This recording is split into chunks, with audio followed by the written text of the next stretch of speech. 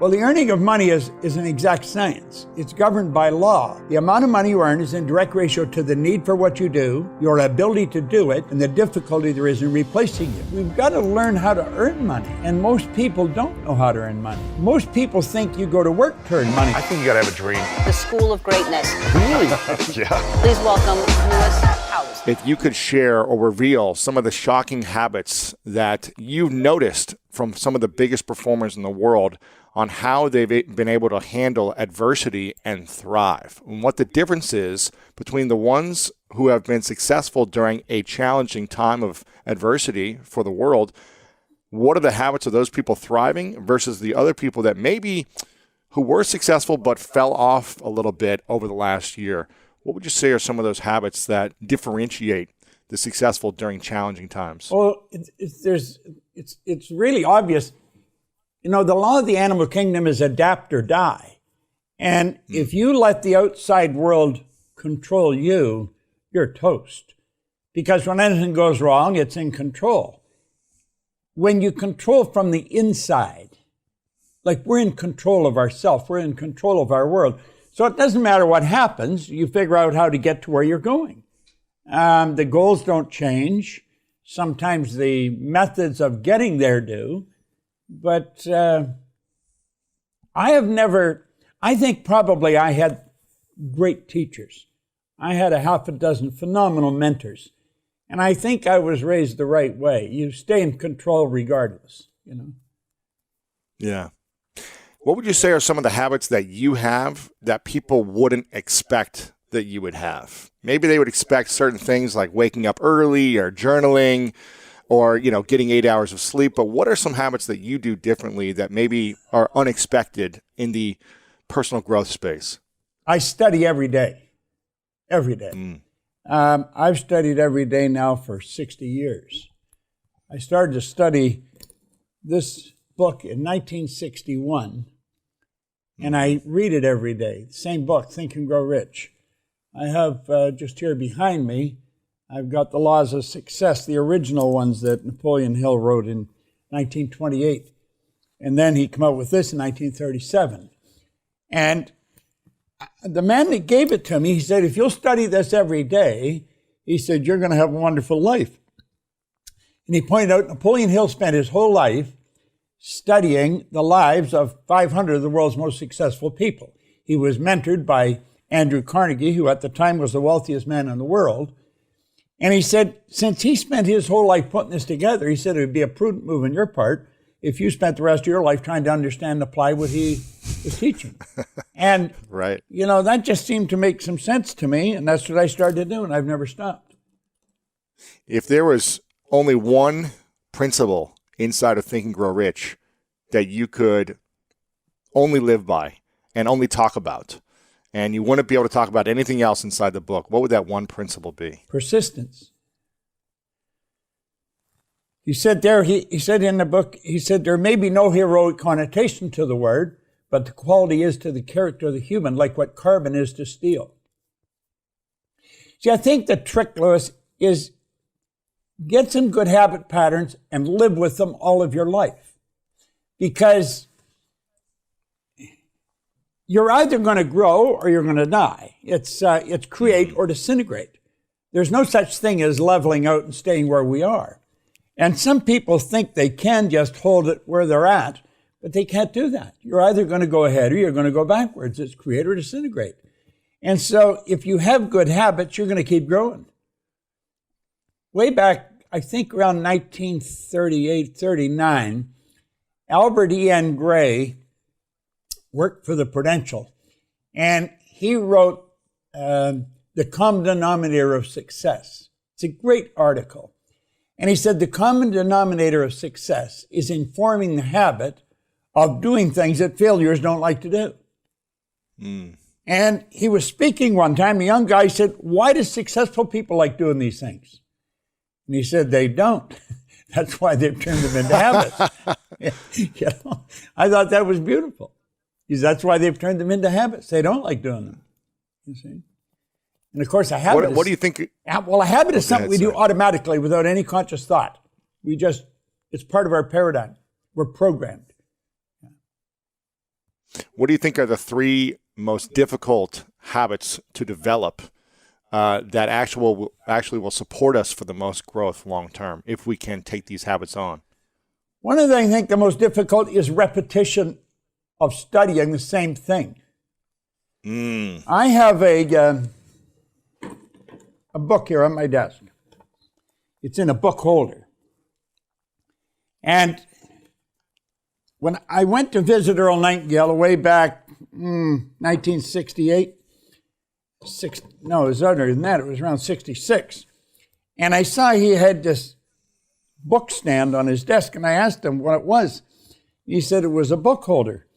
And I said, why do you have it? He says, because I want to read those 2 pages every day for the next month, maybe 2 months. I said, really? The same thing. And he said, yeah. He said, then they'll become a part of me. And he said, that's really the secret of success is the repetition of an idea. You see that in sports. You play ball. I mean, it's definitely part of your game. You know, how many plays would you have in your head? Well, a lot of different plays, but in football, there's really only like 9 different routes a receiver can run. Yeah. As part of the tree of running a route. But there's so many different variations within plays that one receiver could run, and then another person could run in tandem with that. Yeah. So there's a massive playbook that you go through at the beginning of the season, and you've got to remember a lot of different things. But if you typically know the route you need to run and what other people are doing around you, then you can figure it out. But it's repetition that enables you to do that, isn't it?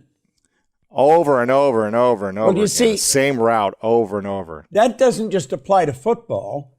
I think that applies to life. And if a person will really understand that, it's through repetition that you program your subjective mind. And it's your subjective mind that controls your behavior. Doesn't make sense to some people, but if they would study it and start to understand it, they would start to do it. What's the most important thing on those 2 pages that you have open in front of you? Most important thing here, read it to you. The lesson to be learned from the practical aviation of the present day is that of triumph of principle over precedent, of working out of an idea to its logical conclusion in spite of the accumulated testimony of all past experiences to the contrary. With such a notable example before us, can we say that it is futile to inquire whether by the same method we may not unlock still more important secrets and gain some knowledge of the unseen causes which are the back of external and visible conditions, and then by bringing these unseen causes into a better order, make practical working reality of possibilities which at present seem but fantastic dreams. They're talking about the Wright brothers. He said there was a secret they got off the ground because nobody knew how to fly, and neither did they until after they got it in the air. But he pointed out that it was principle over precedent. And we let precedent control us too often. What's the difference between principle and precedent? Well, precedent, you're letting something that has happened in the past control you. The principle is that there's always a better way. Doesn't matter what you're doing. Better is a beautiful word. What's something in your life that took a long time where you were holding on to the precedent of something for a while? Maybe it was months, maybe it was years, decades, that eventually the principle finally started to fly and you had a breakthrough. Is there an area of your life you can think of? Oh, absolutely, absolutely. Just as soon as you said it, yeah. You see, when I started in this, when I first got this book, I was such a loser. And I mean, in every way you look at it. I went to high school for 2 months. And I didn't quit. They kicked me out. They didn't want me there. And I was kind of happy because I didn't like it there anyway. Mm-hmm. I held dumb jobs. I never had a half-decent job. The idea that I could even get a good job never entered my mind. I had such low self-esteem. I didn't understand that at the time. I didn't even know what self-esteem was. And letting go of the fact that I didn't have a formal education, that I never had any business experience. The man that gave me the book, he said, none of that matters, Bob. That's the past. He said, let it go. Well, I had a difficult time letting that go because we're programmed that if you don't go to school, you can't get a good job. That if you're going to earn a lot of money, you've got to be really smart. Well, you see, I didn't think I was very smart, and I didn't have any formal education. That's a hard thing to let go of. Mm-hmm. But through the repetition of studying this over and over and over, and as he pointed out to me, Edison had grade 3. And he pointed out different people that had no formal education. And I finally made a break, left it behind. I'm not quite sure exactly when, but I let it go. Yeah. What would you say are some deciding factors that can help someone with their self-esteem? Because you and I are very similar, where my childhood, I didn't have much confidence in myself or esteem because I was in the bottom of my class in school, because I was, had tutors and special needs classes, because I just wasn't able to understand it and comprehend that well and felt awkward and goofy in my life. What are some things you think people that in their teens or even in their 40s and 50s who don't have confidence yet, what are the things that we can be doing differently to gain confidence, to build self-esteem? Because I think this is one of the key factors of success is believing in yourself. It doesn't matter if the world believes in you if you don't believe in you. Yeah. What can we start to do to change that? Well, I think a person has to start to study themselves. Most people know very little about themselves. They think they're their body. You're not a body. You have a body, and you have a marvelous mind. And when I first started to study this, I thought, studying the mind, that's for psychiatrists, psychologists, behavioral scientists. And the man that told me, he said, no, it's not. He says, that's for anybody. That's for little kids. And so I think as we start to understand something about our mind and something about our higher faculties, see, we're all programmed to live through our senses. We go by what we see, hear, smell, taste, touch. Well, I've got a little dog at home that can see, hear, smell, taste, touch. All the animals in the world, they're completely at home in their environment. They blend in. They operate by instinct, which is perfect. We had instinct removed, and we had higher faculties put in their place. And if we would study these and gain an understanding, your self-image would automatically start to improve. You have perception, the will, reason, imagination, memory, and intuition. Those 6 faculties will give you the ability to create your own environment. See, we're totally disoriented in our environment, where all the other little creatures are completely at home in theirs. And we're disoriented in ours because we can create our own, but we don't know that. School doesn't teach us that. School is more interested in the development of your intellect than in the development of awareness. Like, a person doesn't earn $100,000 a year because they want $100 a year. They earn $100 a year because they're not aware of how to earn $100 a month. Awareness is really the key.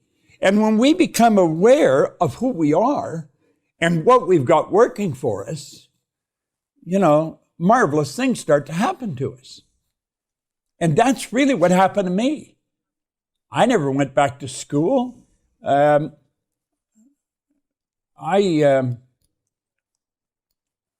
built a very successful company. It operates all over the world. I didn't do it myself. I have a tremendous team of people. I've got just an absolute genius of a business partner, a woman who's an attorney. I mentioned to you before, you should have her on sometime. You'd be fascinated with her. She's that interesting. But was a group of people. We've attracted a phenomenal group of people in our company. And we're operating now in 91 countries. Wow. Teaching this information. I don't know another company that teaches what we teach. Like, I think Tony Robbins has probably done more for our industry than any individual. The Secret has probably done more for it, as much as Tony has, the movie. But I don't know anybody else teaching what we're teaching. And what we're really doing is teaching people how their mind functions and how to expand their understanding of how it operates. What are the 6 faculties again? You shared this before, which I love, and I think if people really understood this, Perception. it could help them build their self-image. There's perception, the will, imagination, memory, reason, and intuition. Which one is the hardest for people to I don't think any of them are. Awareness. They're all equally valuable. You take your imagination. Think of this for a minute, Louis. Nothing is created or destroyed. Look here. Here's a little cell phone. What you can do with this almost blows your mind when you think of it. Yeah. Well, when I was a kid, we didn't have a phone. We didn't have a phone because we didn't have any money, for the first reason. But the second, not everybody could have a phone. We were not aware that there was an infinite number of frequencies. Today, there's, what, a zillion phones, because there's an infinite number of frequencies. This phone is on its own frequency. Yours, it's on its own frequency. If I have your number in here and I hit send, you and I connect, we're on the same frequency. It won't matter where you are. We can see each other, we can communicate because we get on the same frequency. Well, the good that we desire is already here. It's on a frequency. The way to build this has always been here. We weren't aware of it. But somebody took their imagination and went off into no place. What they were really doing is going on to a higher frequency. And if you'll stay on that frequency, you'll attract everything that you require. That's why Dr. Wernher von Braun, when President Kennedy asked him what it would take to build a rocket that would carry a man to the moon and then bring him back safely to Earth, von Braun said, the will to do it. The will is the mental faculty that gives you the ability to hold one idea on the screen of your mind to the exclusion of all outside distractions. See, if you take your imagination, do it. You have goals, take your imagination, and then take yourself there, see yourself already have completed the goal. And then hold that picture with your will. When you go there with your imagination, there is a place. Whatever it is you want, you went there with your imagination, there is a place. You stay there in your imagination. You will attract everything that's required for the manifestation of that picture. You saw Brady doing it last Sunday. Guy's a machine. Yeah. Absolutely phenomenal. So holding the imagination, the picture that you want in your mind, and then attracting it on the steps to get there. Yeah. You see, we don't work toward the goal, we work from the goal. You get the goal in your mind. Our problem is we measure everything on the physical. And you look at the physical and you say, well, I haven't got it yet. If you think your conscious mind, if you get an image there of your goal, you've already got it intellectually. If you didn't have it, you couldn't share it with me, but if you have it, you can share it with me. You can share with me the idea that you've got in your mind. So you've already got it there, haven't you? Right. As you get emotionally involved with that idea, you've got it also on an emotional level. You've got it there. You've got it intellectually. You've got it emotionally. The only place you haven't got it is physically.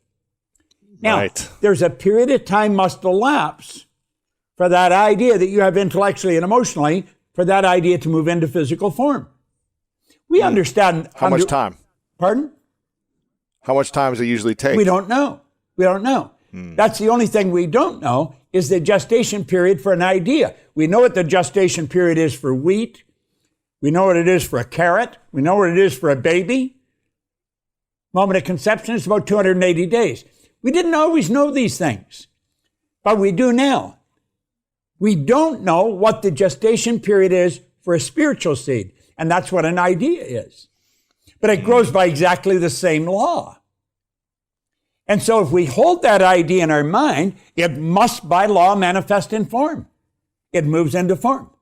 Now that is called the perpetual transmutation of energy. It's one of the laws of the universe. Wow.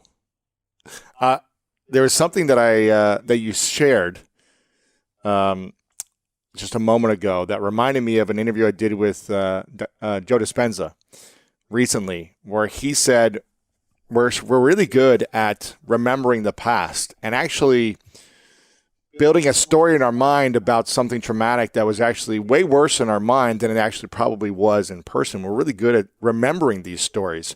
But what we need to do, he said, is to remember the future. And when he said that, it kind of triggered something different. It's like what you just shared. It's like have an idea of the future of what we want to manifest and hold on to that idea and remember the memories of the future as opposed to holding on to the memories of the past so we can move into that as opposed to be stuck in the past. That's holding, So I you love see, what you that's what shared that there. is. Yeah. Yeah. Yeah. That's and it's holding hard. the Why memories. is it so hard? Why is it hard for us to hold on to, or maybe not hold on to, but keep in our minds and imagine the idea of a greater future for us as opposed to constantly being stuck in the past? Why is that hard for so many of us? Because we're programmed to go the other way. You know, what language do you speak? I barely speak English. How about Russian? Привет, как дела? That's all I know. Well, the point is, you were raised with the English language. Yes. You don't know another language. I was raised with the English language. I don't know another language. I was working with people over in Kuala Lumpur a number of years ago, and they had a little boy, 4 years old. That little boy could speak 4 languages. They thought nothing of that. There's people speak many more than 4 languages because that's the way they're raised. We're the product of our environment from the time we're born. But prior to that, genetically we're programmed. You're genetically programmed from the moment of conception. You get all mom's DNA and all dad's DNA. And God knows how far it goes back on either side. Well, that is programming. That's in our subconscious mind. And that's called a paradigm. That's what it is. It's a program in our subconscious mind. Now, here's the crazy part. You have programs in your phone or in your computer. The people that write the code for these programs are really smart when it comes to writing code. They really know what the hell they're doing. The people that wrote the code for our biocomputer had no idea what the hell they were doing. They don't. They did not. They were writing the code for my subconscious mind and for yours. That's our paradigm. And that probably controls our life to an enormous degree. It did with me until I was 26. Now, I was fortunate when I met Ray Stanford and he got me into the Think and Grow Rich book, and that led me into God knows what else. I have been working at changing that program since I was 26. I'm 86 right now. So I've been at it for a long time, and I work at it every day. Most people don't even know that they have the problem. So they stay stuck their whole life. Listen, you interview some pretty interesting people. I watched you interview here a billionaire a while ago. Which one? I forgot who it was. Anyway, Ray Dalio, Charles Koch. it was a pretty Jean-Paul interesting DeJoria, interview anyway.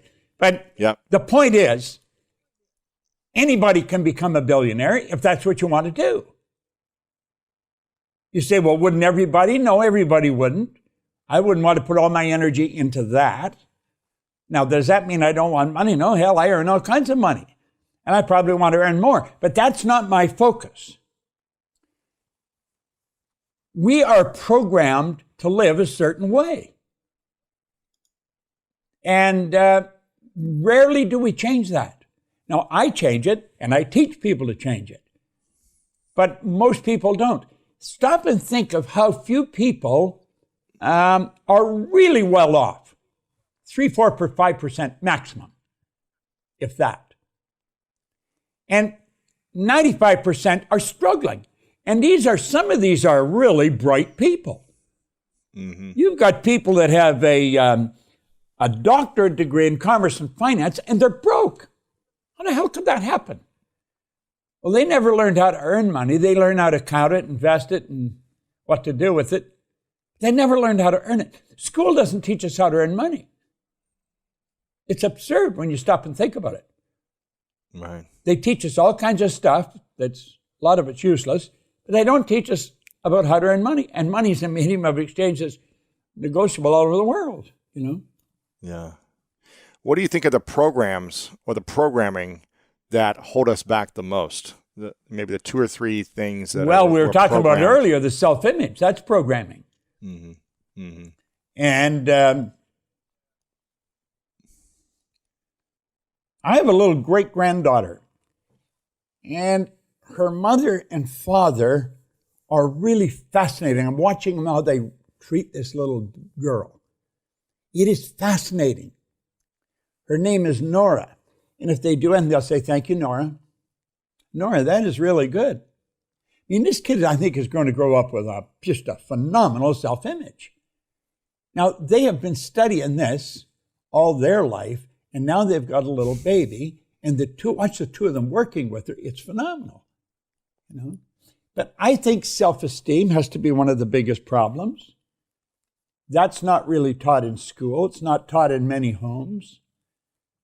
You get into any of the sports leagues, they don't teach much about the subconscious mind. The subconscious mind's controlling how well you play the game. Mm. What is the thing that's been on repeat for you every single morning to help program your subconscious mind in your favor? Is there a thing you say? Is there a mantra? Is there a meditation? Is there a practice that helps reprogram in a positive way? I have a goal card. Carry a goal card with me all the time. My goal's on the card. I touch that. When you have a goal and you write your goal, you paint a picture with words. Your goal is a picture in your mind. And you paint the picture with words. When you're writing it, you impregnate it into a group of cells in your brain. When I carry this in my pocket, when I touch it, a sensory factor touch is affected. It's a light message goes flying through my body, and it resonates with those cells in my brain, and the picture comes on the screen of my mind. This is a ritual. I've been doing this since 1961. Wow. What's on your goal card before I get to the next thing? I want to do $100 million in business. Wow. We don't do that now. I'm doing it in here, but physically I haven't got there. This is Sandy's goal, and it's my goal, and we both got the card signed. It's written in present tense. All your goals should be in present tense. The only thing you put a date on is you're guessing at the date. You don't know what the date is. So what's the next thing you do to help reprogram your subconscious mind in your 10 favor? things I'm grateful for every morning. Yeah. You read it. I write it, read it, and write it. Yeah. Yeah. Okay. Yeah. What does gratitude do for someone when they feel stuck, when they feel overwhelmed, stressed, their goals aren't happening fast enough? Well, gratitude's it's an interesting question, the way you answer the question. In The Science of Getting Rich, in Chapter 7, Wallace D. Wattles wrote the chapter on gratitude. And in it, he said the entire process of mental adjustment and atonement can be summed up in one word: gratitude. The entire process of mental adjustment. If you're troubled, it could go wrong, but you're troubled. You've got a big problem. You're just not quite sure how to solve it, and it's bothering you. It might be something personal, or it could be business. Whenever you feel yourself troubled, that's a mental problem. The entire process of mental adjustment, you need a mental adjustment. Sit down, write out what you're grateful for. You'd be amazed what it does to you. The entire process of mental adjustment and atonement can be summed up in one word: gratitude. Gratitude hooks you up to your source of supply. It opens a channel for good to come into your life. You cannot feel bad when you're thinking of what you're grateful for. It's funny, problems just sort of melt, go away. It's like some kind of mental magic. Mm-hmm. It's better than magic. There's a creative writer. I got a mental block on the guy's name, and I should remember it because it's such a great thing. He said, I've worked around magicians. If I work conventions, periodically they'll have, if there's a magician working at the convention too, they'll get me to work some kind of a trick with them. So he's got to tell the trick to somebody. So I'm the guy, and I've learned all kinds of how these magnificent tricks work. And he said, when you learn how magic works, it's not magic anymore. Mm-hmm. But he said, when you learn how your mind works, it's real magic. Ooh. Yeah, that's what I said. Ooh. Yeah. So what's another thing that you do to help reprogram your subconscious mind? I consciously think of how I can help people. If I'm in between particular tasks that I'm working on, I'll think of somebody I can do something for. I'm always thinking of how to help somebody else.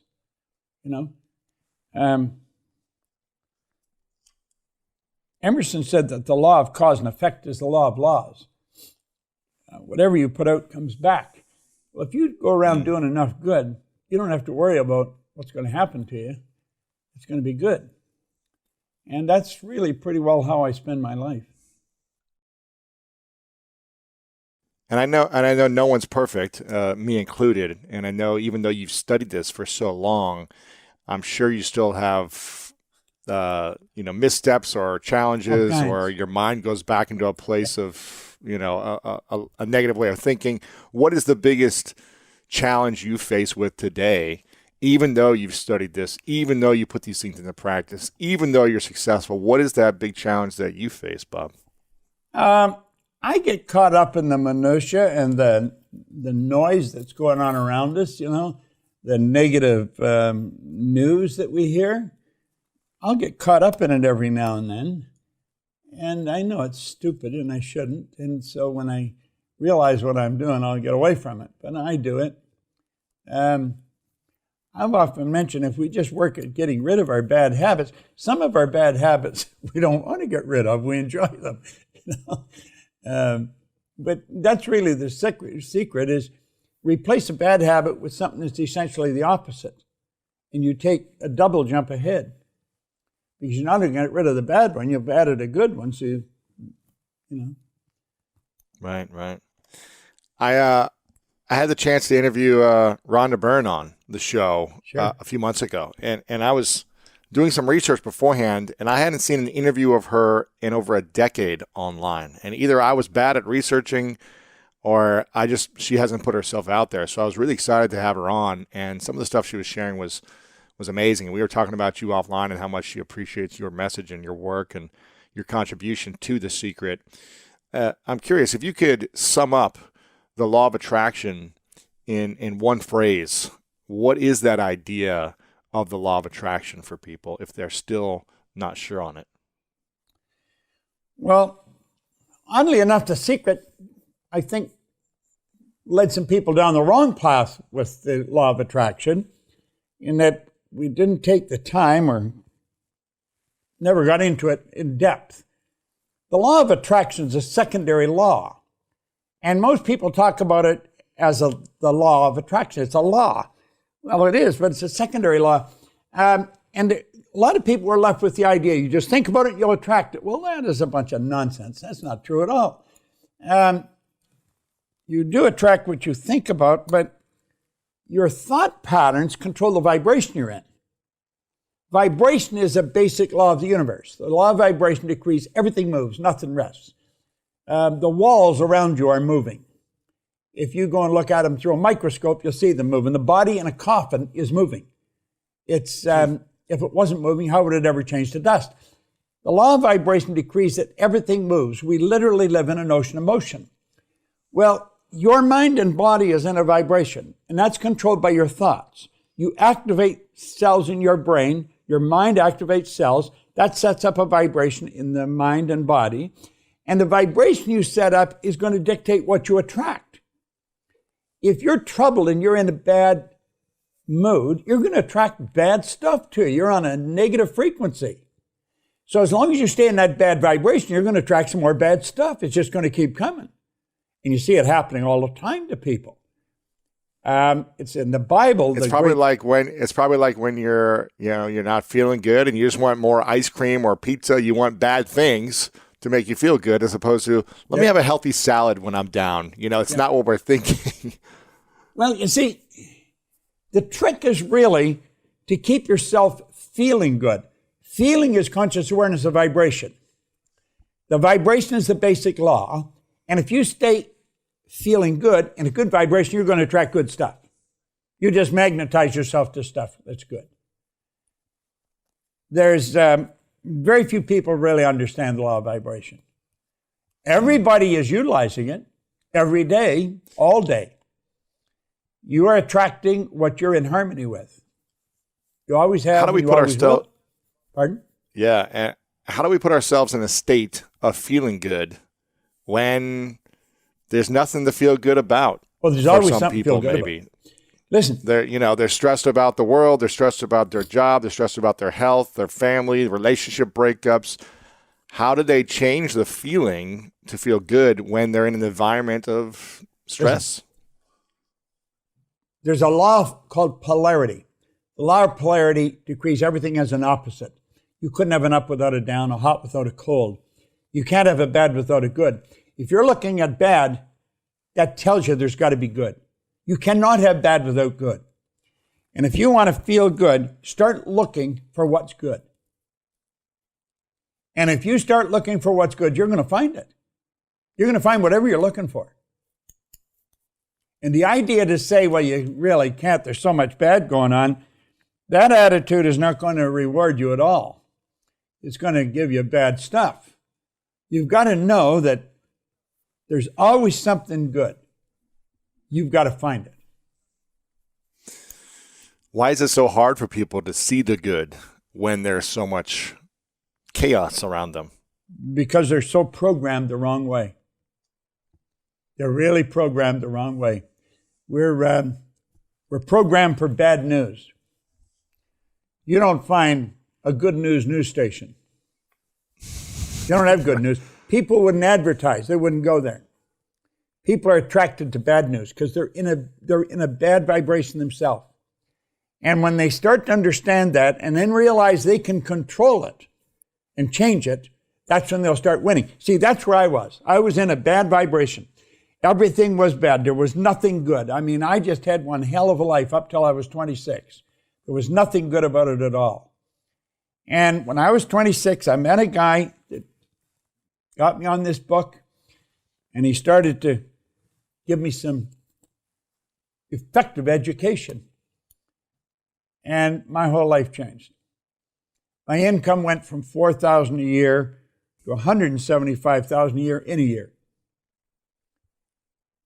Washing floors. The first thing he wanted to know, he wanted me to write my goal on a card.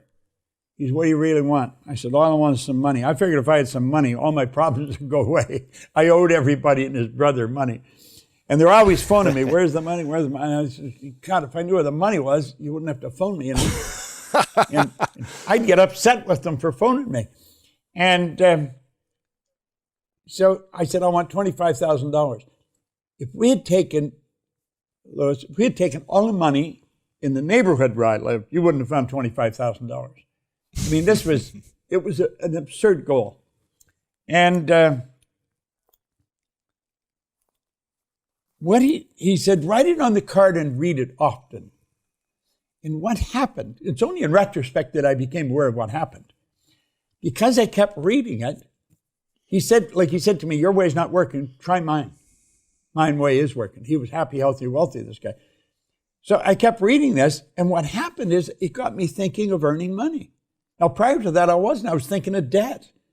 All I was thinking about is debt. I owe this money, I owe that money. They're all phoning me. And since I was thinking about it, I started hearing people talking about it. And I remember this guy saying there's good money cleaning floors. I said, I'm not proud, I'll clean floors. In 5 years, I was cleaning floors in Toronto, Montreal, Boston, Cleveland, London, England. I mean, I was having a hell of a time, you know. Got to change the program. Yeah, one of the things that I stopped doing many years ago when I had no money is I got rid of my TV for a few years because I found myself being, caught in just consuming a lot of news or just shows that weren't really supporting me because I was sitting there as opposed to creating in action, doing something to help me earn more, to generate what I was looking for, and to work on my health and wellness, my relationships, everything, not just money.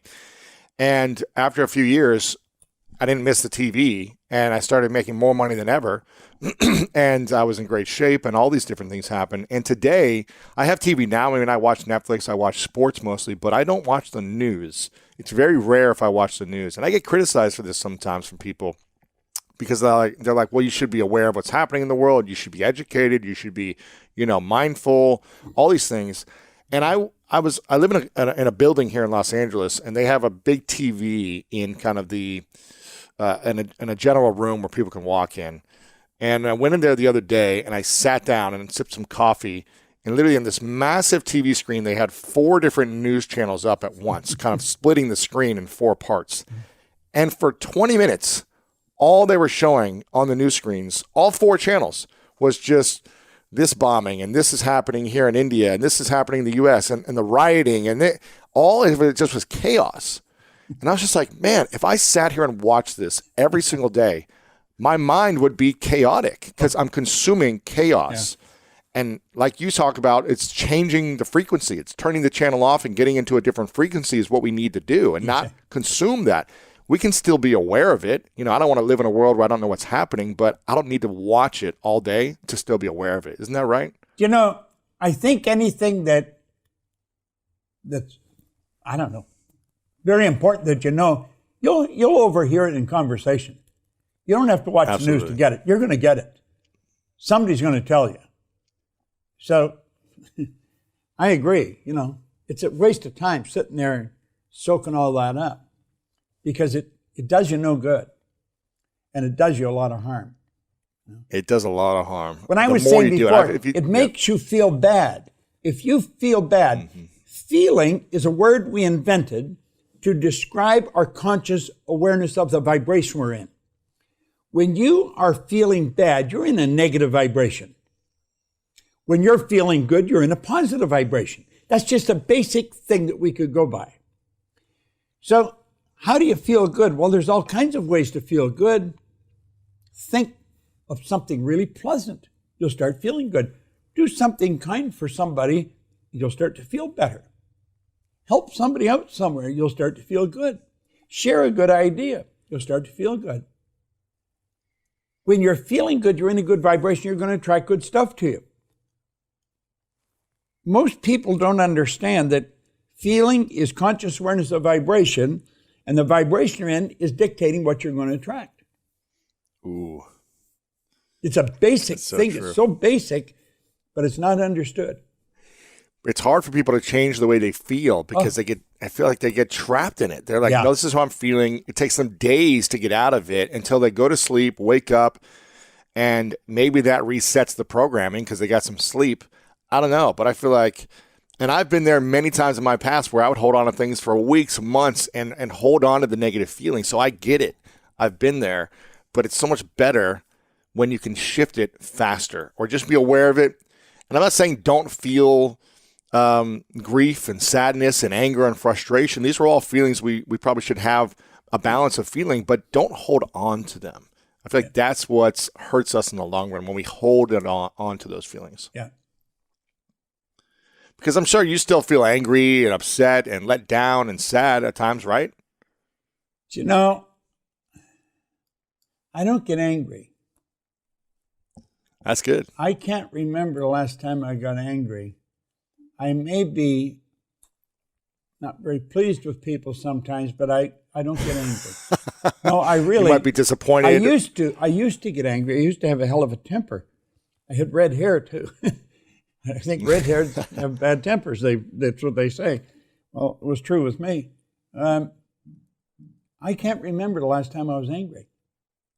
I just decided it was a really silly waste of energy, you know.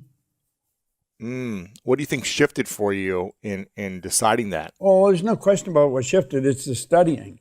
You know, if you study the right material, you're raising your level of awareness. And people that are angry all the time are on a pretty low vibration. They're not really very with it, you know. So how long were you angry for in your life? How many years did it take to until you finally said 40, 50, 60? How old were you? I'd probably be 60. 60. And how young are you now, Bob? I'm 86. Yeah. You look great, man. I hope I look as healthy and young as you at 86. Well, I'm still going strong. I have no intentions of slowing down. That's amazing. So at when 60, I say I haven't been like angry for a long time, probably, it was probably up around 60 when I think I eliminated it, as I was going along. And I realized, I think I got to the point where I realized just how silly it is to get angry. And you start to see other people getting angry. You think, why are you doing that?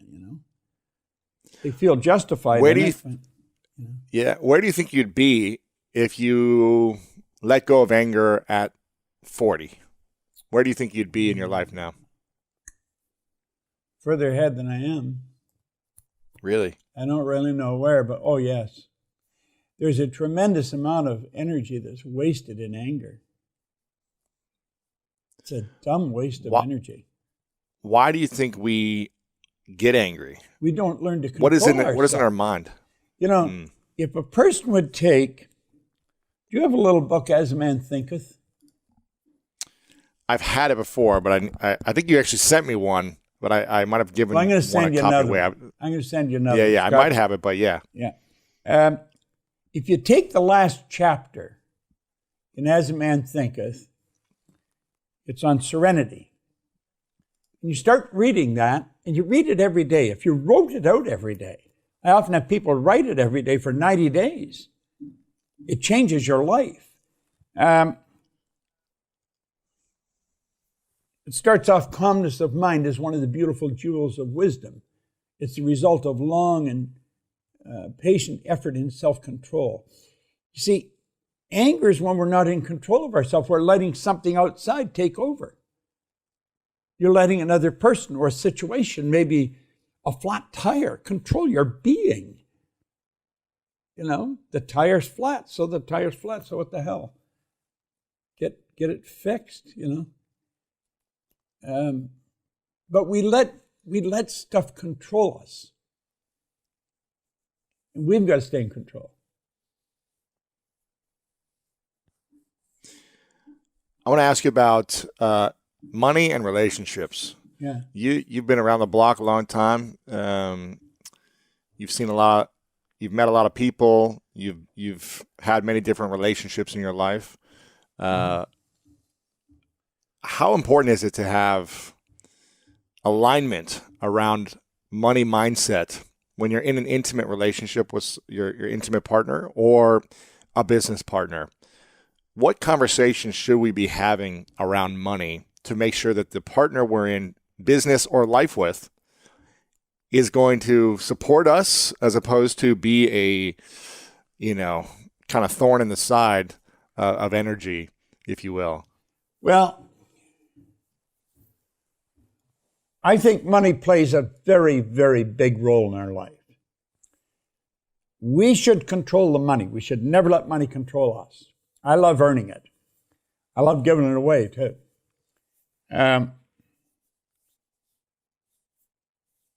If you're in a relationship, understanding money in the relationship plays a very big role. You can't have one person with let's say, a poverty consciousness and another one with a prosperity consciousness and expect to have harmony in that relationship. It's just not going to be there because there's too many things where money comes involved in decision-making and conversations. And if you're not on the same page, there's trouble in River City, in the Music Man. And that's just the way it is. So I think it's very important. But the truth is, not many people understand money. Very few. I was mentioning my business partner, Sandy Gallagher. She was a securities attorney when I first met her. She came to a seminar. And she ended up being my business partner. She owns 50% of the company, and she's the CEO of the company. She runs it. But she's a damn genius when it comes to money. I have a pad here where I write things I'm grateful for. The very top thing, Sandy's financial genius. That's number one in my gratitude list every day. I've earned millions and millions of dollars, but it wasn't until she became a business partner about 15 years ago, I guess, that everything in my life changed with money because she knew how to manage it. And if you don't know how to manage it, you're not going to do very well. Yeah. How do we first manage it in our minds and not let ourselves become afraid of it or hoard it or that's where it's got to start. Scarcity. It's got to start. Everything starts in the mind. U.S. Anderson said, thought is the preamble to everything. He said, when we fully realize that thought causes all, we'll know there's never any limits that we ourselves don't impose. Everything starts in thought. So if you want order with money, it starts here. Relationship starts here. And your business starts here. It always starts in your mind. And the problem is, Lewis, hardly anybody understands the mind. And it's something that can be understood. Oddly enough, I teach it to psychiatrists. And I'm very good at it. That's my strength. I really understand the mind. Mind is movement. Mind's not a thing. Your brain isn't your mind any more than your toenail is. Your brain is electronic switching stations. Mind is movement. Body is a manifestation of that movement. So if you just stand and just observe a person, you'll get a hell of a good idea what's going on in their mind. I can stand and walk by a person, I'll feel their energy because you send off energy. I can tell what state they're in. In seminars, I'll read a person's energy, I'll scare them. Because you have an intuitive factor, you can pick that energy up and read it. But everything starts in the mind. So whatever benefit or any good that you want, that's where it starts. You've got to start to understand it. Study it. And I think the best thing to do there is to go to somebody that really understands it. Ask for help. And learn. Go to the best. Mm-hmm. I was doing a seminar for Prudential in, 1974, 75. I did seminars for the entire company. And we raised their sales by hundreds of millions of dollars, teaching them just a couple of basics about the mind. But I was doing a seminar in Chicago at the Hillside Holiday Inn. I had 450 different district agents in the room. The number one agent His name was Ronnie Sempertrain. He was the number one of all of their agents in the world. And when I found out he was in the room, I got him to stand up and I asked him a few questions. I said, Ron, how many people in the past year have asked you if they could take you to breakfast or lunch and had a list of half a dozen well-prepared questions to ask you? Not one. This is the best in the company. He won the President's Trophy, was the number one agent. That would be like having conventions of quarterbacks and nobody asked Brady anything. What the hell's going on? Where's their mind, you know? But that's not unusual. I wasn't even surprised. The truth is, most people don't think. Remember, Earl Nightingale, marvelous man. I loved working with him. He one time said, if the average person said what they were thinking, they would be speechless. And I'm inclined to agree with him. If you listen to most people, what they're saying, it's fairly obvious they're not thinking, or they'd never say what they're saying. Or stand back and watch what they're doing. They'd never do what they're doing if they're thinking. Just move into action. Don't think, you know. Who was the greatest mentor for you? Was it Earl? Was it? Oh, that's pretty difficult. I've had, well, the first guy, Ray Stanford, he wasn't the wisest, but he's the one that got me started. He's the one that changed my direction. And there was Val Vanderwall. He was the first one that really taught me about the mind, and then I got studying with his mentor, Dr. Harry Roeder. And then I got Earl Nightingale and Lloyd Conant, his partner. Then I got Bill Gove, who was a great public speaker. Bill really taught me how to speak. I don't speak anything like Bill Gove. People pay me a lot of money to speak, and I speak nothing like him, but he was my teacher. What he did, he taught me to be totally relaxed in front of 1,000, 20,000, doesn't matter. And that's really the key, you know. Yeah. So, Do you ever think it's too late for someone to reprogram their mind around money? no, never. If they're in their 40s and 50s and No. they've never made money? Not at Do you think it's all. possible to make money? Oh, hell no. No. Listen, if a person can fog a mirror, if they can breathe, you know, it's not too late. Because when you think of the good you can do with it, I do a lot of good with money. Our company, Sandy and I, do a lot of good with money. We build schools in Africa. There's so many things I could tell you that I've been able to do with some money. So, no, it's never too late. It's never. And anyone can learn how to earn money. The secret to wealth is have multiple sources of income. You don't have one. You have all kinds of them. I mean, you can earn more money when you're sleeping than you could spend when you're awake. We don't really know very much about money at all. Yeah. Well, and for you, what's the lesson you need to be reminded of that you continue to struggle with or continue to have mistakes around the most that you have to often relearn for yourself? Oh, wow. You know, you don't get angry anymore, but if that was one that you continue to have to relearn on how to have peace when you're angry, what's something that you still struggle with? I probably don't take good enough care of my health.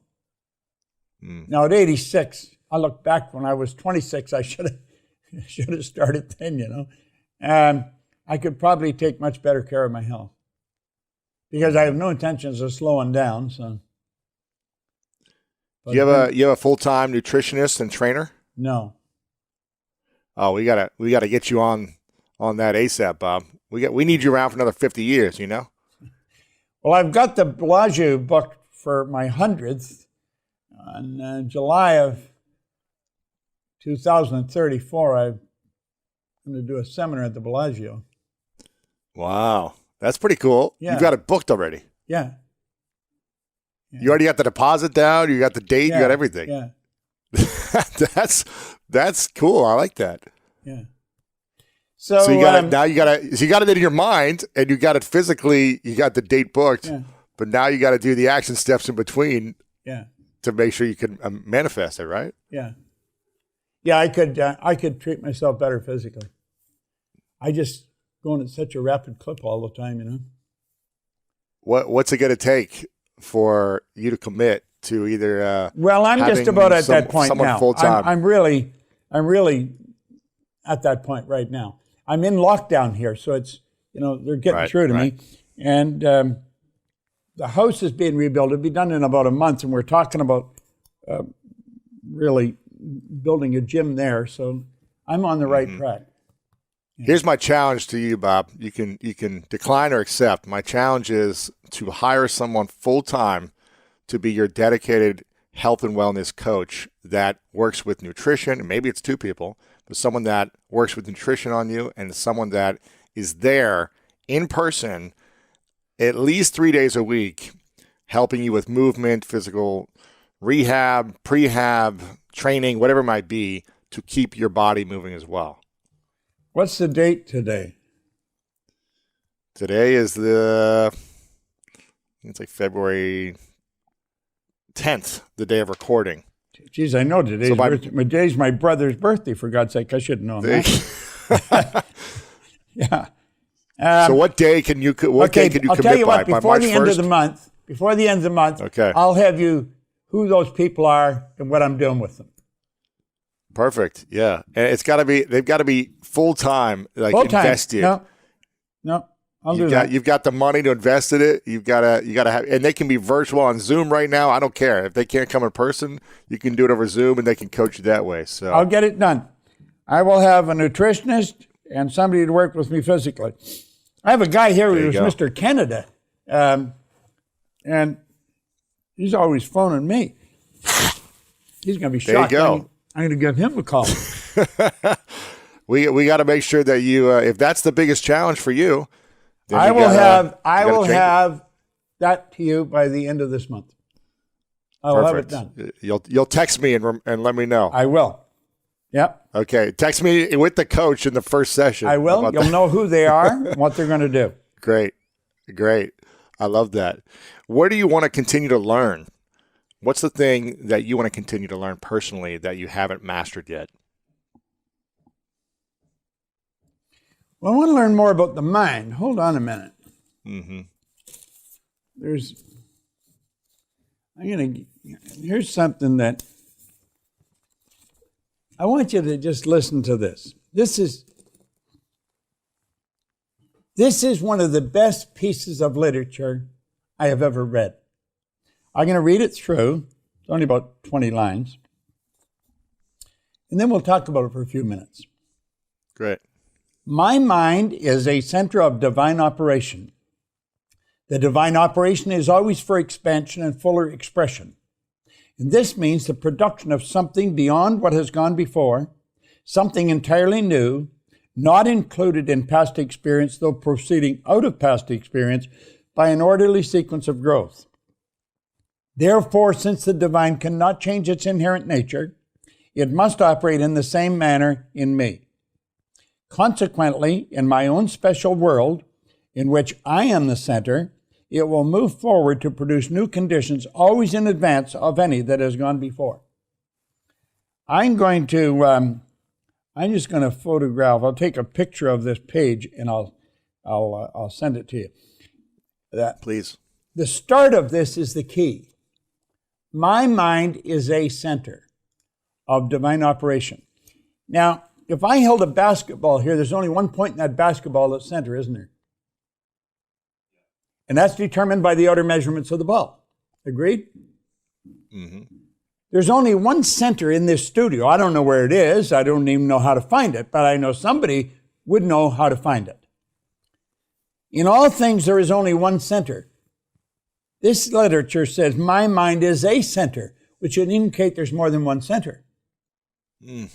So if you study this long enough, and I finally figured out why, the man that wrote this is one of the most brilliant writers I think I've ever studied. Thomas Troward. My mind is a center. When you're dealing with divine operation, you're talking about infinite. There is no outer ring, so any point center. Your mind, Lewis, is a center of divine operation. And the divine operation is always for expansion and fuller expression. This means the production of something beyond what's gone before. So there's something coming. It's going to be better than everything in the past. I'm going to send this to you. I want you to read it every day for 90 days. Okay, yeah. Send it to me. I'll This print it will out. stretch your mind. When you say, what do you study? I want to expand my awareness. I want a greater awareness of my relationship with the whole scheme of things. Isn't it crazy that we are standing on a moving ball in the middle of infinite space? Yes. Yeah. When we think about that sometimes, that we're on a little ball, a little dot on a little ball that's rotating Yeah. in the middle of infinite space. Yeah. Moving at a ridiculous speed. Do you know, the more you study this, the more you realize what a magnificent creation you are.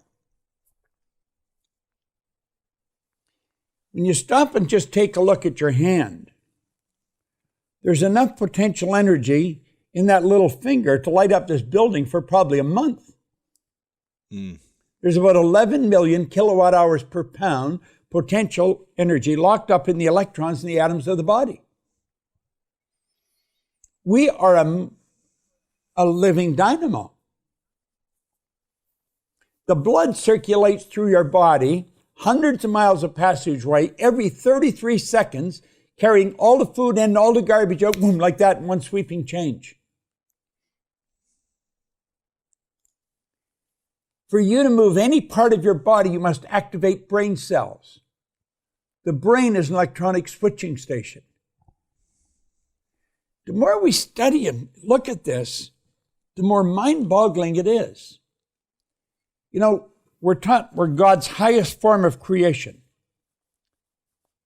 That's taught in all religions. There's only a half a dozen religions. There in California, you've got, I think, 500, but everybody starts their own there. And the truth is, you can start your own religion there, and many do. Mm-hmm. But there's a half a dozen major religions. They all teach essentially the same thing. We're truly God's highest form of creation. And we act sometimes not much better than some of the animals that we keep as pets. You know?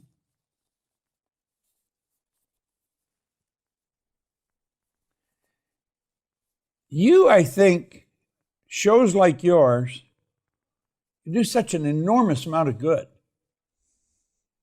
Thank you. Well, you really do. You provoke people to think about a lot of different things. And if people will begin to think, thinking is the highest function we're capable of. And thinking can be taught. Unfortunately, it's not being taught, but it can. You know, it's the highest function we're capable of. You know. So it's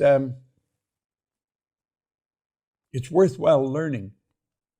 Absolutely. I think a lot of us we're not taught to think. We are conditioned to react to what's happening around us.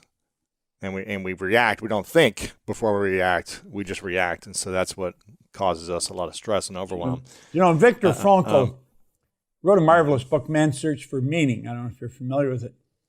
Yep. He was a marvelous author. And he said in every situation, between the situation and your response, there's a space. It might only be a millisecond, but in that space, you have the ability to choose how you're going to react or respond. When you react, whatever you're reacting to is in control of you, whether it's another person, a condition, or a circumstance.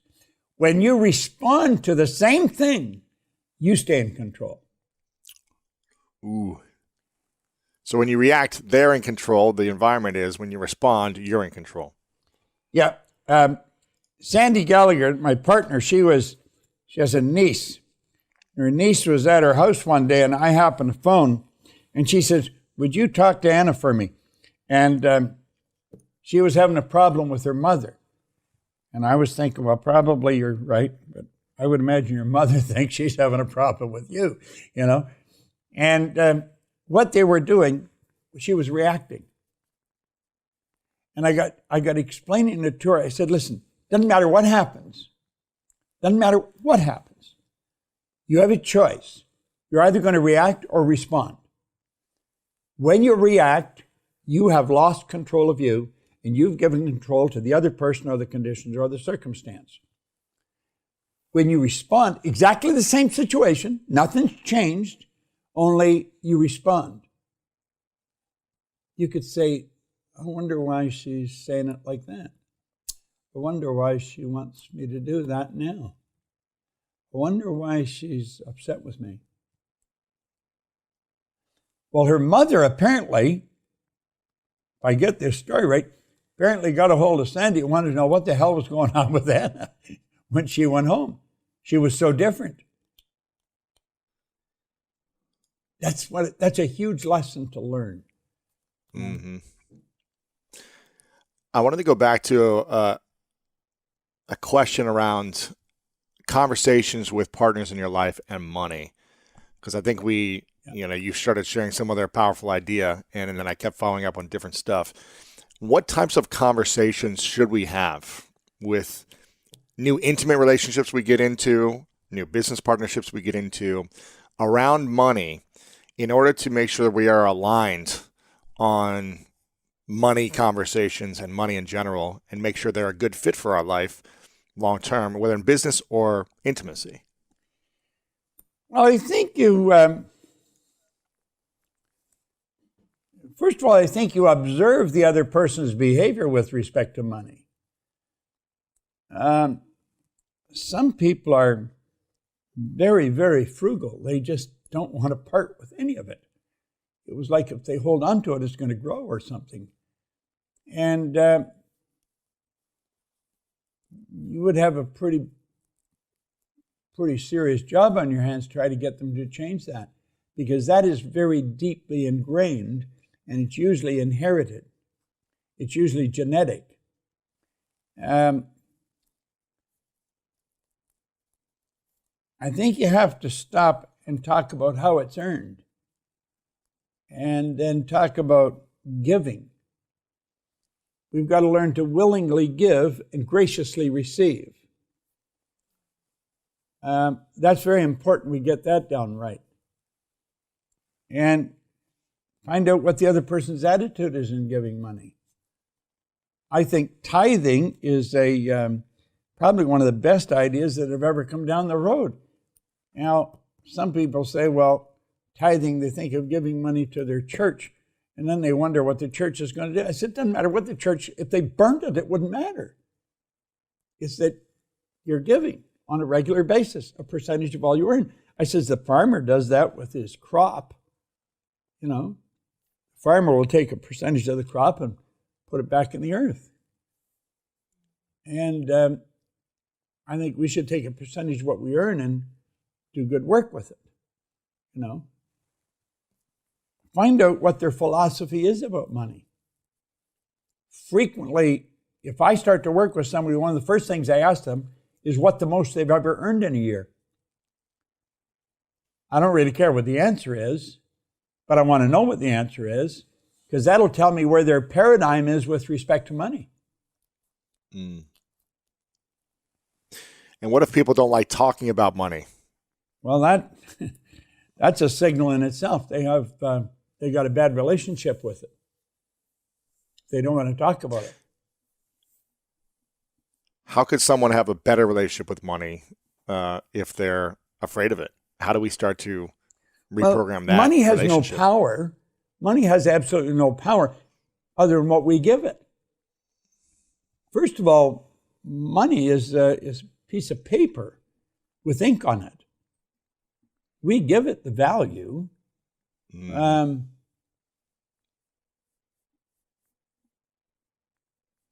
I have a book here by Robert Russell. Something about prosperity. Most of the books I have on money don't really talk much about money.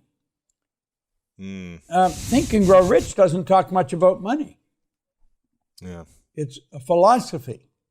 It's about you. It's what makes you tick.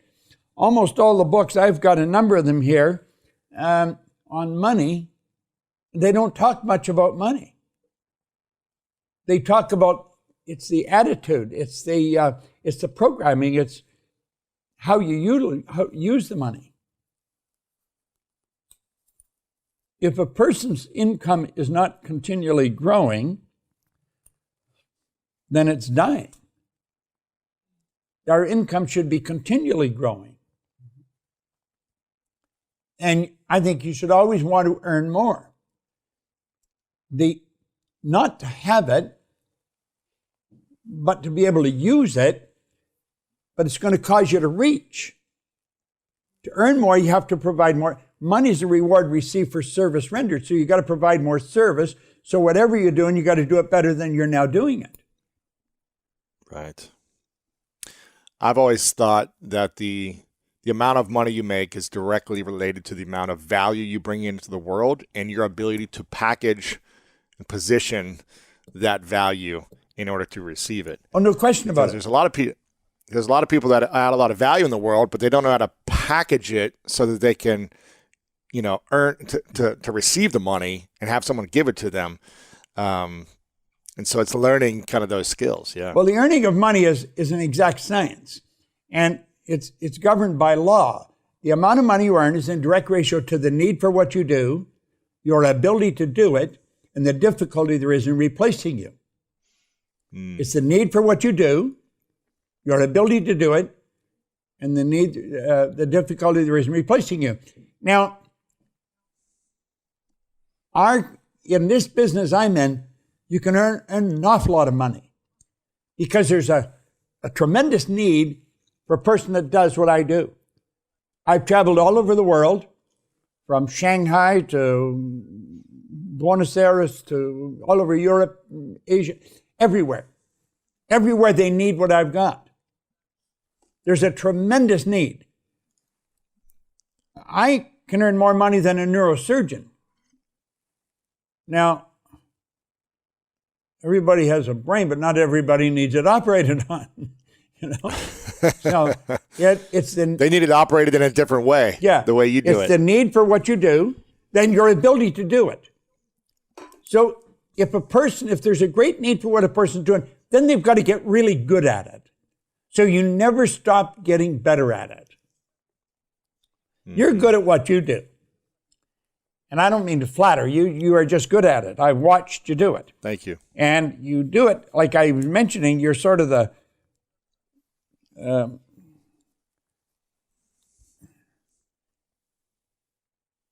you're much the same as drawing a blank on his name. Talking about Larry King? Larry King, yeah. Because Larry was a master.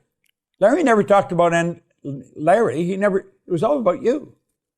You never heard him say I. It was always about, interviewing the person. So there was a great need for what he did. He was entertaining a lot of people. His ability to do it, he was very good at it, so he was very difficult to replace. Now, when you're difficult to replace, your stock goes up. Yeah. We've got to learn how to earn money. And most people don't know how to earn money. Most people think you go to work to earn money. I was in a seminar in Phoenix, it was probably a couple of years ago now, and this guy came over and talked to me. I knew him, not well, but I knew him. And he was a doctor. And he told me he was thinking of quitting. I said, why are you going to quit? Well, he said, the medical profession's all messed up now. He said, you got to put in more time to earn less money. I said, well, that's true. But I said, why'd you become a doctor? Well, he said, I love it. Well, I said, what the hell? the fact that you're earning any money is a plus. You don't go to work for money. You go to work for satisfaction. There's two rewards in life. One is material and the other is psychic. We shouldn't work for money. We should work for satisfaction. You provide service to earn money. Take some recording stars. My God, they earn millions on a recording. But look at the millions of people that are being entertained. Mm-hmm. Construction workers, air flight attendants, restaurants. The music's playing, entertaining all the people that can hear that music. So they're entertaining all the people. And that's where it's coming, you see. You do what you work at what you love to do, and you'll get tremendous satisfaction. Like, I love what I'm doing. I would do it for nothing if I had to, but I just love it. I really love it. And so the fact that I love it, why would I want to do anything else? And that's what I said to him. You get satisfaction from what you're doing, what you love to do. So every day when I get up to go to work, I'm doing what I love doing. You provide service to earn money. I have all kinds of stuff that we sell, programs that we're selling. Somebody buying them now. I don't know who they are or where they are, but I'm earning money right now while we're talking. And when I go to bed tonight, I'll be earning money, and I'll earn it all night. And I like that idea, because we're providing service. So I think we have to get the money straight in our mind, and I don't think most people have it straight. If you if people don't, you were mentioning if a person didn't like to talk about it, they have a problem with it.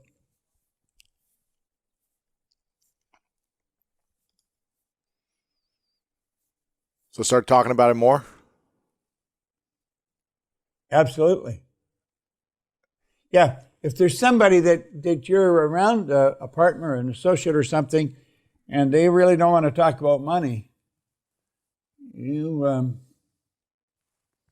I think there's a problem there. Yeah.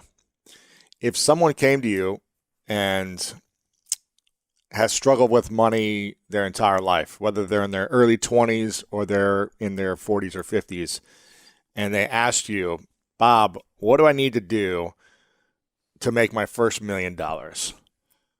What would you say are the most important things they should think and act on next? Well, first of all, they got to believe that they can earn the $1 million. They got to develop a belief system. Our belief system is based upon our evaluation of something. And frequently, if we reevaluate the situation, our belief about it will change. We've got to understand that money is easy to earn. I work with their sales staff all the time, helping them learn how to earn more money. I work with members of our staff, different members of our staff, helping them develop the desire to earn more money, and then I show them how they can do it. And how do we believe if we've never seen evidence before or gotten results before of earning it? Yeah, it's through the repetition of it, through the repetition of writing it and believing it. I had an affirmation that I used for years, still use it. I'm so happy and grateful now that money comes to me in increasing quantities through multiple sources on a continuous basis. I am so happy and grateful now that money comes to me in increasing quantities through multiple sources on a continuous basis. And I just keep repeating that like a mantra. And you write out, I'm so happy and grateful now that I have in my possession $1 million. And that's where you started out intellectually, then you get emotionally involved. And if you keep doing that, ultimately you're going to attract the money. Now you've got to ask, how can money be earned? Money can be earned in all kinds of different ways. We have a company, MSI Connect. It's a pet of mine, not my partner's. I don't think she's too in love with it. But I think it's a neat company. MSI is multiple sources of income connect. And there's a lot of people there, and they connect with each other. And they set up joint ventures with each other. They set up affiliate things with each other. You can buy different things there. People sell stuff there. They study money there.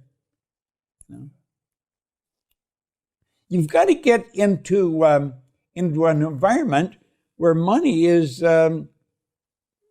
talked about, where it's understood.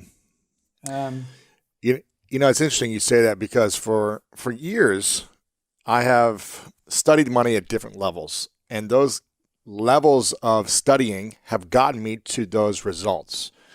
But I've never been able to really, but there's always a cap, and you've got to learn something new in order to break through that cap into a new level. And I've never really understood the stock market. I've always just invested in certain things and allowed them to just work on their own. But I've never actually taken full ownership of learning it myself. I've always had a financial advisor and things like that. And now I said, you know what? I just want to understand the stock market. I want to learn it because I don't know. I'm still uneducated. I don't even know how to buy I bought my first stock like a few months ago myself. I've invested in stocks and index funds, but I've actually learned how to do it myself. And I was like, I need to find the best people that are doing this and learn from them and have conversations with them.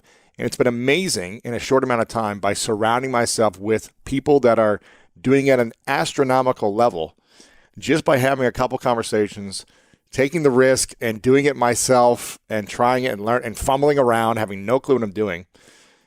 I'm already seeing growth in a couple of months.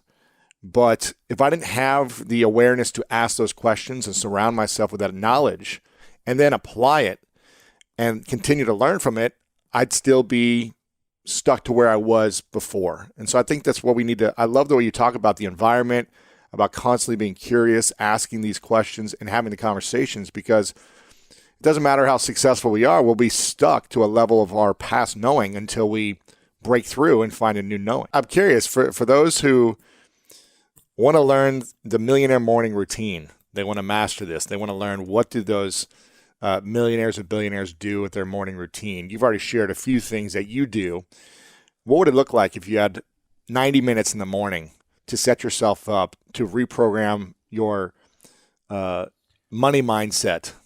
Well, I don't think it would take you 90 minutes. You could spend, 9 minutes.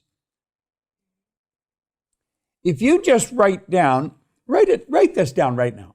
I am so happy and grateful.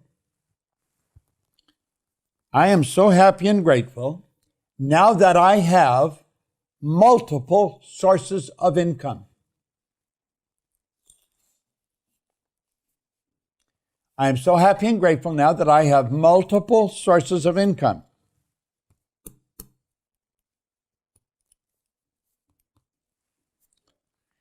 You know, if you write that out every day for the next 30, 60 days, you're going to become very, very aware of having multiple sources of income. Wealthy people all have multiple sources. They don't have one or two. They have a whole bunch of them. I don't know how many sources of income I've got. I'm not even interested in figuring it out because somebody else looks after that. I don't look after it. But I do know that you can do that. That's what Keith did it down in New Orleans. God, his life changed so dramatically. And I'll show you different things you can do because anyone can. You want to set up multiple sources of income. You know, I was flying on a plane to KL. I used to fly from Toronto to KL once a month and back. It's 25 hours in the air one way. So, wow. When I'm in the air, I either work with names, words, or numbers. And I wrote down one with 6 zeros. And I thought, what is the big deal about $1 million? You know, you often hear people say, what would you do if you had $1 million, if you won $1 million? And I got thinking about it. And I played with that on the plane for quite a while. And it dawned on me they do not have one source of income. They don't have a job. Now, some people have a job, earns $1 million, but that's the unusual one. Mm-hmm. And then I got playing with it further, and I broke it down. They'd have more than one, and then I got it multiple, and then MSI. Well, then I got thinking we should run a seminar, teach people to earn $1 million by setting up multiple sources of income. And when I got off the plane, I phoned Mark Victor Hansen down in Newport Beach. I was in KL. I woke him up in the middle of the night. And I got talking. He says, great idea. So we started the $1 Million Forum. And he got involved in Bernie Dorman, who just passed away, and Jack Canfield and Lee Poulos. In fact, that's where the Chicken Soup for the Soul books came from that particular seminar. And we were teaching people to set up multiple sources of income. Well, they earned many millions from that. But that's where that started. And you are in a beautiful position to set up all kinds of sources of income. So when you think of wealth, you know, you might only earn 10 or 15,000 from one source. You might earn 200,000 or 300,000 from another. But you have a lot of them. Right. And that's where you'll earn wealth. Like, I don't invest in the stock market. My wife has bought stocks. Sandy buys stocks, I think. I just don't pay attention to it. It doesn't interest me. Mm-hmm. I'd rather earn it by putting an idea to work than let the stock market do for me. That doesn't excite me.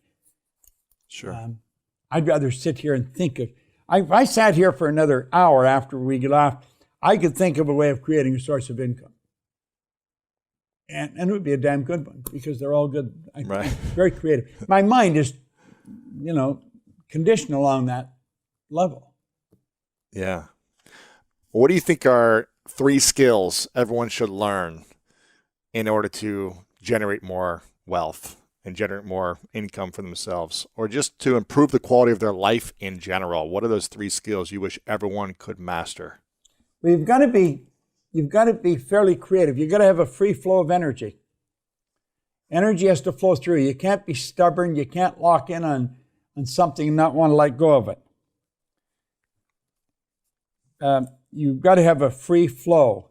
You've got to be interested in ideas, new ideas.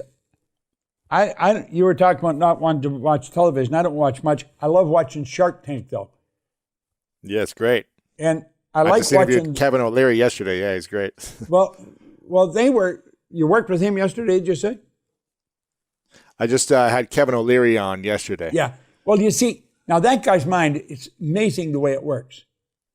Yeah. But you watch all of them, all those sharks, their mind, it works like a rocket, Mm-hmm. And they break things down. Somebody will say something, they break all kinds of things down from what the one thing the person will say. They are very, very sharp, every one of them. And Kevin is certainly one of the sharp ones on there. But they all are. I don't know if there's one any sharper than the other. But they've got a very free flow of ideas. Yep. So flow of energy, free flow, interested in new ideas. What's another I think skill you have to be should all- service-oriented. You really have to be thinking of how to do things for people, how to help people. Because money is a reward received for service rendered. Yeah. It's hard to help others when you're always consumed with the negativity in your own life. Oh, and well, I mean, woe is me that's- mentality. That's why poor people remain poor. They're so locked into their problems. But if you, listen, if a person is like that, let's suppose they're really locked in on problems, but they hear what I've just said, they really got to think of serving others. How can I serve others? How can I be of greater service? You're going to figure it out. Discipline yourself for, let's say, 30, 60, 90 minutes a day, sitting down and thinking of writing down 10 ideas that could be of service to other people. And you probably won't get very good ones for the first little while, but if you keep doing it, they'll keep coming. Absolutely. Or you'll try stuff in the beginning and you'll learn something from those efforts and you'll realize how to make them better. Yeah. And you maybe don't stick with them. When I started, I was like doing stuff, just hustling around, trying to figure it out. And you realize what doesn't work for you until you realize what does work. What's something else you recommend doing in the morning routine I know you mentioned writing down this sentence every day. I'm so happy and grateful that now I have multiple sources of income. What other things would you recommend for people to develop that millionaire mindset in the morning?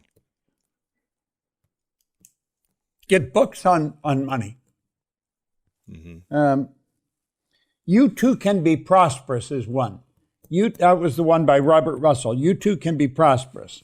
Think and Grow Rich.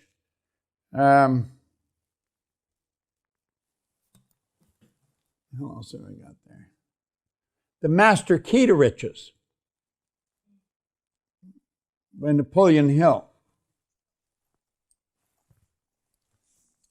Get reading these books. Yeah. And get a partner to read them with. The partner doesn't have to be somebody you're living with, could be someone on the other side of the country. Why is that important to have a partner reading with you? Well, you usually will do it. And if you here's a great book, Power of Awareness. Now, when you look at this, it's got a red band across the bottom. The Power of Awareness, you'll find it without this red band, don't get that. This is the one. This has also included Awakened Imagination, Power of Awareness by Neville. This is a phenomenal book. This is going to expand the mind. Then get into Master Key on Riches. You Too Can Be Prosperous and Think and Grow Rich. On money. This one, Awareness. It's so good. This is one of the better books I've ever read. Wow. I'll have to get that for sure. Yeah. Oh, you definitely want it. You've been around a lot of successful people for many years, and the longer, the older we get, the longer we live. Unfortunately, a lot of people in our lives start to leave this earth. Yeah. And I'm assuming you've had a lot of great relationships that those people are no longer with us. What does that do for you when you realize that you're outliving a lot of people that you maybe grew up with, or you did partnerships with, or that were influential in your life, at the same time that you've been around? What does that do for you? How does that make you feel and think about when you realize that? I read a book many years ago, Dry Those Tears. Dry Those Tears by Robert Russell. It's on death and dying. It's a phenomenal book. After I read that, everything changed. You are a soul. You don't have one. You are one. You moved into your body, you'll move out of your body. If nothing is created or destroyed, there's only one that postulates one theory, life. There is no such thing as death. And I think as we start to understand this, then we handle death totally different. Birth and death are both transitions. You moved into the body, you'll move out of it. Why are we joyous when somebody moves into a body, a new baby, but we're so upset when they move out of it? Well, we lose the physical part. But I think you gain a better understanding of death as we know it, and change your concept of it. It's, I don't see anybody as gone. I just see gone physically. You can still communicate with them. You communicate through thoughts. Spirit's omnipresent. It's in all religions. It's not a new idea. I don't hang around many old people, though. I hang around, somebody asked me how I stay young. I hang around young people. It's true. It was a joke when I first said it, but it's not a joke, it's the truth. I mix mostly with young people. We've got a phenomenal team of people in the company, and they're great individuals. They really are. And people stay in our company for a long time. Like, my assistants worked with me for 34 years. and we help the people in the company grow. Like I often mention, we've got a chief operating officer. She's also the marketing director. She was a nanny when she came to work with us. She had no business experience at all. And she just grew up in the company. But we see a lot of people in our company like that. And the longer we're around, the more we develop people like that, you know. Yeah. Is death something you think about, or is it something you're afraid of or concerned about? I'm not at all afraid of it. No, sometimes I look forward to it. And then I smarten up and I thought, wait a minute, when the time comes, it's going to come. Yeah. You know, I am so damn interested in what I'm doing. Like I often say, I'd be pissed off if I died right now because I got so much to do. I'm working on a lot of projects right now. And I got a lot of work to do.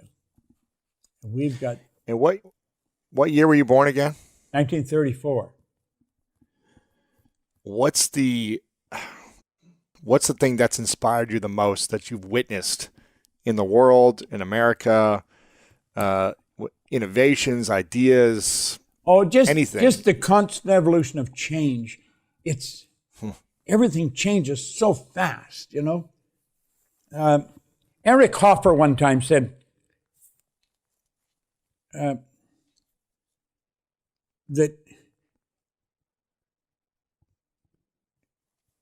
if we, how do you put it?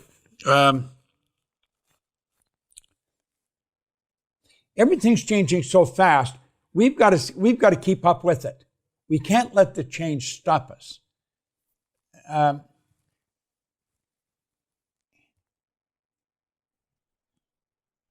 God, I've forgotten. There's a quote that was fresh in my mind and it just left me now. But he was so right. You've got to stay with it. You've got to keep changing. You know, if you don't, you're sunk. Was there a decade that was hardest for you to adapt to or change? Well, the 60s. The 60s was hell on wheels for me because that's when I get into this book, you see? And man, I had my past trying to pull me one way and the books and the people were trying to pull me the other way. And I mean, I felt like I was in a tug of war with myself, you know? 70s, it got pretty good. But the 60s was a rough decade. Really what about the advancement of technologies, from just cars to planes to having phones, to cell phones, you know, social media, all these things that are, you know. I've tried to stay up with it. You know, I'm not as proficient as I'd like to be with computers. I'd like to be able to know more how to work with them better. But, you know, I've got a couple of phones and I've got a pad and computer going all the time.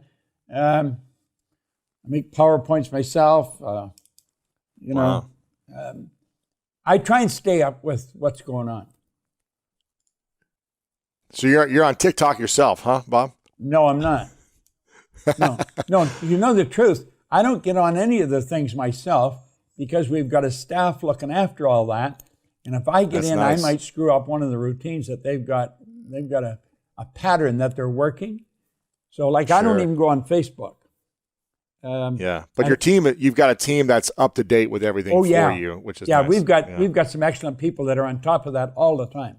Like I was saying, we picked up the 1 million viewers on YouTube. We got this plaque here from them a while ago. But we've got that. It's a gold plaque, right? Pardon? Yeah. It's a gold plaque. Yeah, we just hit 1 million, so we'll hopefully get that in the mail soon. Yeah. I love that. What's been the most exciting decade or innovation that's happened for you in your life, where things started to evolve and change beyond the 70s? What's the innovation that's been exciting for you, that's really supported you? I think the time we're in right now is the best. I mean, I just love it. There's so much going on. And I sit out here in the backyard under a big umbrella, and I'd sit out there and I'd look at the back of the yard and I'd had an idea. God, if I built a little place there and I could put a camera in it, and Sandy said, let's do it. So I don't know, we got over $1 million in this place, I guess. But we've got cameras all over the place. Like the camera you're on comes out of the ceiling. I got a monitor over here I can see, and I got another one here. Wow. I got 1, 2, 3, 4, 5, 6 cameras right in this area. And then there's a control, and this is what you call a floating cell. This is the building inside the building, so the outside doesn't touch the inside. And then there's a control room down there where Scott Edwards, he's the program director. He's over in Manchester, England right now, but he can take all this that's recorded, he could edit it back there in the control room, do it all, ship it out wherever we want to go. We've got just all kinds of material and memory back there. We broadcast, we do a seminar. I think the last one we did, it was 119 countries we went into. Wow. Yeah. It's inspiring. So this is an interesting time for me. And what we're doing now, we're bringing some young people in that really understand how to do some pretty jazzy stuff, you know. And I just love getting up on it and doing it. And I want to acknowledge you. I love acknowledging you, Bob, because you've been an inspiration to so many people. I think a lot of people really mainstream in the world got to know about you over a decade ago and with The Secret, and since then I've gotten to know you even more. And I'm just appreciative of your young heart, your curious mind, your ability to stay in repetition on things that are meaningful over and over and over again so you can improve, and your willingness to teach so many people. You know, you continue to show up and serve and serve and serve, and you've set a great example for me. So I'm just appreciative of you. I'm appreciative of our friendship. I'm appreciative of how you are in constant giving mode, and I hope people enjoyed this interview. But is there any other final thoughts before we wrap up today? Quote came to me that I was trying to think of. Eric Harper said, "The learners will inherit the earth, while the learned find themselves beautifully equipped to deal with a world that no longer exists." The learners will inherit the earth, while the learned find themselves beautifully equipped to deal with a world that no longer exists. See, there's no such thing as a learned person. You're either learning or you're not. That's it. Learning isn't something you fill up and put a cap on. Beautiful truth. Just keep learning. Yeah. Keep learning. Yeah. Bob Proctor, my friend, thank you so much for being here. And if you guys want to hear Bob's 3 truths and his definition of greatness, that's in a previous episode. Make sure to go watch or listen to that. I want to make sure everyone watching on YouTube, make sure to leave a comment below here on YouTube of the biggest takeaway. And if you want me to have Bob back on for more, then just leave a hashtag greatness below in the comments so we know that you want more of Bob. And make sure to subscribe to Bob's channel over on YouTube. We'll have that linked up in the description if you're listening on audio as well. Follow him on Instagram, Facebook, Twitter, all those places. What's your YouTube as well? Because I want to make sure people go there. Just Bob Proctor, I guess. Just Proctor Bob Gallagher, Proctor on Bob YouTube. Proctor, Proctor Gallagher. The company's Proctor Gallagher Institute. I don't know what the YouTube is. I don't know. We'll link it all up. They just go for Bob Proctor. They'll find us, you know. Exactly. How else can we be of service to you today, Bob? Listen, you're doing good now. This is great. I'm thinking, how can we help you? I think we're helping each other right now. You know? That's it. That's it. If you're looking for more greatness in your life, make sure to check out this video right here. And also check out our free PDF, The 3 Secrets to Unlock the Power of Your Mind to help you change your life. Download it right here. People are assuming that anger is happening to them. No, you are creating anger, you are creating misery, you are creating joy.